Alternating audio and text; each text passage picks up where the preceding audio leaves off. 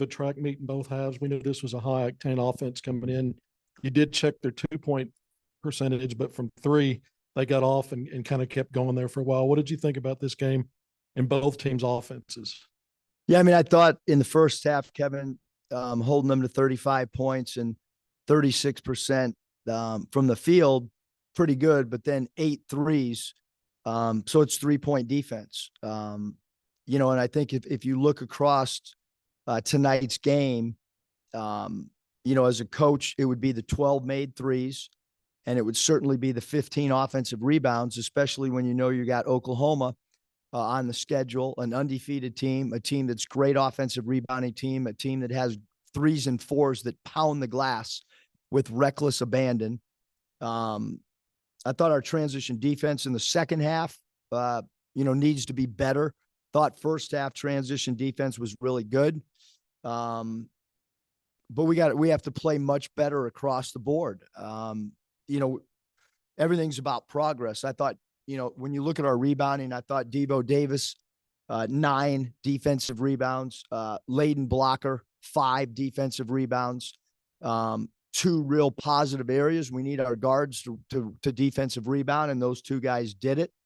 And then other guys need to do a better job. But even L. Ellis had 3 defensive rebounds in 11 minutes, or 2 defensive rebounds. So our point guard position more than held their own from a defensive rebounding standpoint. But we've got to rebound better defensively. And I thought we did a great job taking care of the basketball in the second half. The 21 assists, we built off the 17 assists that we had against Duke. Didn't really turn the ball over, only 4, turnovers in the second half. And we shot 61% from the field for the game. Thought we did a good job. Bench points, awesome. Claw, Chandler Lawson inside, 8 of 10 from the field, 3 blocks, 51 bench points, 25 from KB, 52 points in the paint. A lot of good things, but some areas defensively that we have to improve on.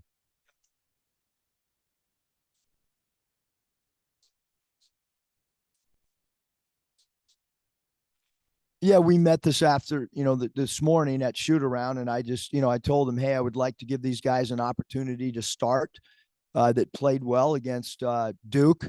Ask him his feelings, because I think the one thing you learn in the NBA is you don't change a player's rotation or role based on injury. And certainly he had an injury, and if you change the rotation based on productivity, that is what it is. But certainly the game that T. Mark was coming off, I did not want him to feel that his role as a starter was changing based on the fact that he had an injury, because again, the place that I grew up at in the pros, you just don't do that.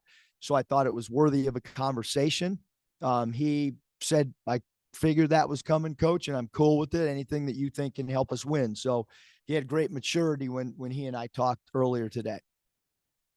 Eric, KB had 20 in the second half. I guess that's the first half he started. Why did you decide to start him? And then I think he only played 7 or 8 minutes in the first half. What was the deal there? Well, I think in the first half, I'm not sure, Bob, how many fouls he had, but some defensive assignments that were, we were just shuffling guys in and out the first half based on missed defensive assignments. But certainly we tried to run plays for him. We brought him off a stagger a couple times on our 50 series. We ran some isolations at the top of the key. We found him in transition. I mean, he's a dynamic scorer. There's not many players in college basketball that can have 20 and a half, and certainly he can create his own shot, and he's a high volume free throw attempt player. So when your team needs points in a hurry and he just rises up over people, if you crowd him, he beats you off the bounce and draws free throws. Yeah, and I thought that, Davenport first half really didn't have any blown defensive assignments. We just felt like we needed KB out there. And obviously, when we made one of our runs in the second half, we went small. We felt that we weren't guarding the 3-point shot with our big lineup, so we went a little bit smaller. We moved T. Brazil from the 4 to the 5, played 3 to 4 guards. Mark was in at the 4, or Devo at the 4, whoever you want to And I thought that helped us crowd the ball a little bit more, but it also affected our poor rebounding outing. I'd rather not comment on. I mean, we took 2 free throws in the first half, and we're pushing the ball in the paint. You look at our paint points. We had 52 paint points and only 2 free throws at the half. We're one of the best free throw attempt teams in the league, or not in the league, in the nation. And it's not like we were hoisting threes. For a team to take 32 3 balls and go to the line basically the same amount of time. We were trying to draw free throws. That's a big part of our game, and it didn't happen.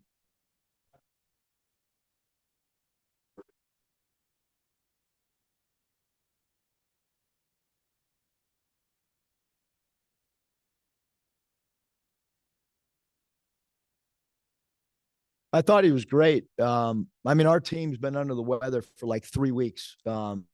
Started before we went to the Bahamas. I've had it twice. Met with the strength coach, met with the trainer. We're going to have to start lifting weights at different times because it's just a little nagging cold and cough, which, semi affects your energy. And that's been going on. Like I said, it's already gone around the team, and now I have it for the second time in the last 3.5 weeks. So we got to do a better job of washing our hands and having better spacing off the floor. I thought he was phenomenal. I thought it was his best game of the year. We played him all over the place. We played him at the 1. We played him at the 2. We played him at the 3. We played him at the 4. He saved us from a rebounding standpoint without a question. His defensive rebound saved the game for us.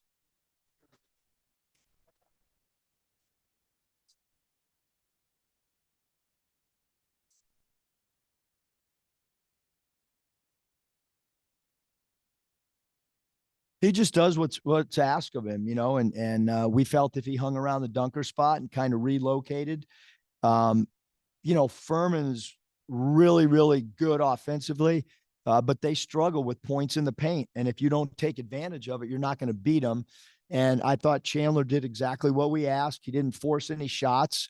It's hard to get a player to have 8 of 10, but he finished through contact and was very aggressive offensively when he did catch the ball. And he did all that with only 1 offensive rebound. So. And I thought it was interesting that both Devo and KB said multiple times when they were up here, they were mentioning margin of victory, putting teams away, extending leads. Has that been an area of emphasis maybe for you guys here the last few days? Well, I think certainly when you look at some of these numbers across the, I don't even know how it works. It's like doesn't make any sense whatsoever. But yeah, we have to start having a sense of urgency in our overall game for 40 minutes. Coach, Devo, the near triple double, but it feels like even before the past 2 games, he's been making the right plays offensively for the most part. Have you felt like maybe it was just kind of a matter of time before the rest of the team kind of followed suit? And how important is it for your senior leader like that to kind of embrace maybe not being the scoring leader and impacting the game across a variety of ways? Yeah, I think it's really important. I really do. He's distributing the ball to guys like T. Mark, and he's distributing the ball and defending. Look, we put Devo Davis on the best offensive perimeter player every single night. Every night. And that takes a load off of other people. And then if other guys aren't guarding their guy and Devo's guarding the best guy, we can't keep playing that player, whoever it may be, because Devo is taking a guy and then T. Mark's taking the next best offensive. Somebody else got to guard the third best perimeter player. And if you can't, we are tired of giving that opportunity when we know that those 2 guys are guarding the first best player and the second best player. So we have to get better perimeter defenders from whoever the third guy is on the floor when T. Mark and Devo are in there. And just real quick, any update on TB? We saw him come back to the bench, but obviously it's pretty bad sprain. Yep. Having said that, 24 hours from now, we'll know more. Nothing other than a sprain. Doctors were messing with it, and it is a sprain. It is a pretty good sprain. It's already swollen. You mentioned the escalation and assists the last few games, and it's multiple guys, even Battle as a scorer, setup guy, blocker with 5 off the bench, Devo's night. What do you attribute that to after the struggles and the 3 losses in 4 games when it was pretty stagnant as far as that ball movement in and out and side to side? What changed? Well, I think you got to talk about it, Kevin. I think you got to point it out through video. I talked about the video, even that I had sent out to the guys. And so we've got to continue to share the ball. The ball's got to have eyes. We've got to understand we have multiple weapons offensively and to not do it alone. And, blocker helps us with that. And Devo helps us with that. Those 2 guys in particular help the ball move. And I think KB is understanding that he's drawing extra defenders. And when you draw an extra defender, you do your job, and then you gotta move it. So I think all those things become factors.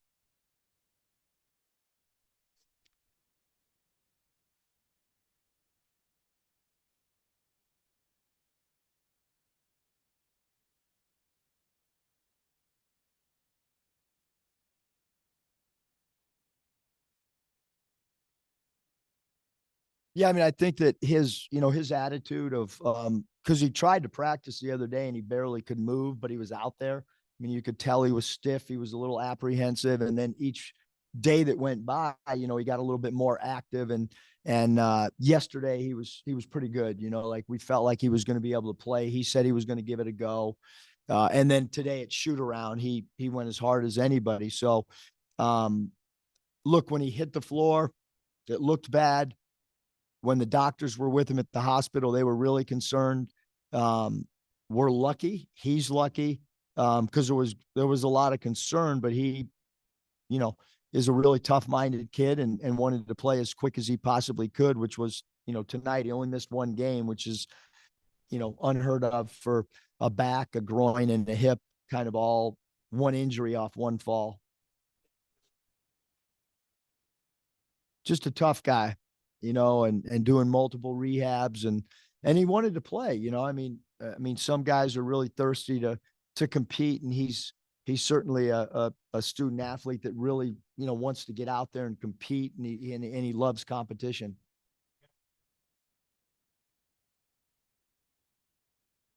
Yes, certainly. I'm hopeful. I mean, I'm hopeful that we get, multiple rehabs a day, which TB has been, when I look at his, what he's done with the training staff through his whole rehab, like he was living in the training room, and we're going to need him to be in the training room a lot to try to get the swelling down and the mobility whenever he can play. I'm not sure when that will be.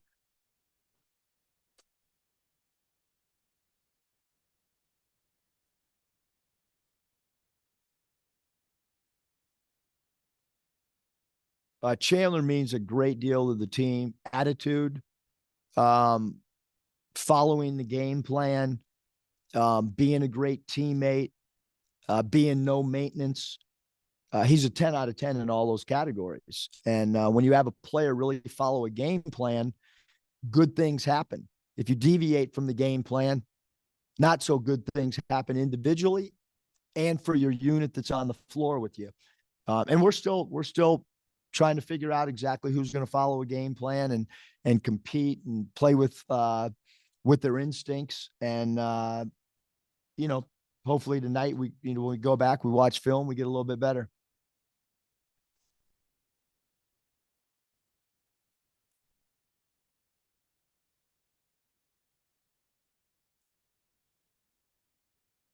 Well, he's tough.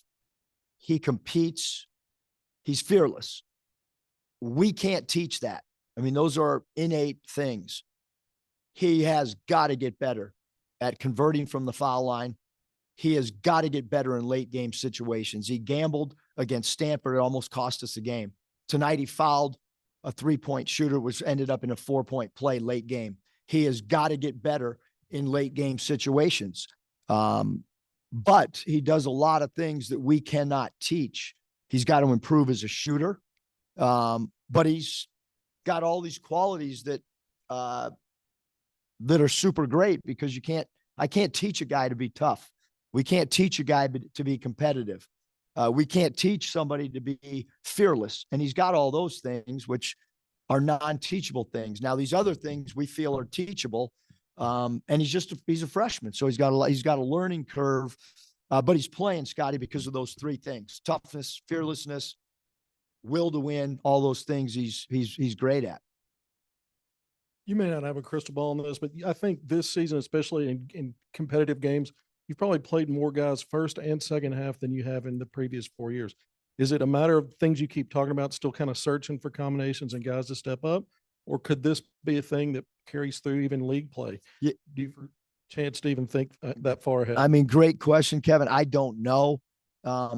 Eventually guys are going to, they're going to either, we're giving guys opportunities, but it's starting, like, you got to play with consistency. You can't be good one night and then struggle one night. You got to have mental toughness that if the shot's not falling or you're not scoring, that you're defending, you're diving on the floor for loose balls, you're scrapping out 50-50 balls. We don't have everybody doing that right now, which is okay. We have to figure out who will do that, because you got to win 50-50 balls to win close games. And so Devo's playing a lot of minutes because he does that. Regardless of what he's doing offensively, he is getting 50-50 balls. He is competing with the guys guarding.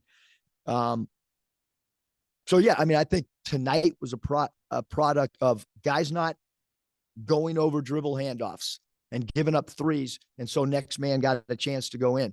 And so it was kind of a revolving door, not based on depth. It was based on not following the game plan and giving up threes, to be honest with you. I'd love to tell you that it was all based on depth and we wanted to get a bunch of guys in, but it was several guys not doing what they were supposed to do. Hey, the other night, after the Duke game, I think it was TBNL said that Chandler's a glue guy. What does that mean to you? Yeah, a glue guy means somebody that is there for his teammates, somebody that might not show up in the box score every night, but is contributing. Somebody that's willing to set screens, somebody that's willing to put their hands up in our stab stance when their man sets a screen, in how we guard pick and roll coverages. That's a glue guy. He does a little bit of everything. He takes pride in the little things that don't show up in a box score. I don't know what those guys think a glue guy is, but that's what I think a glue guy is. Say he's low maintenance or no maintenance? No maintenance. How about that? That's good. I can't do better than that. Thanks, everybody.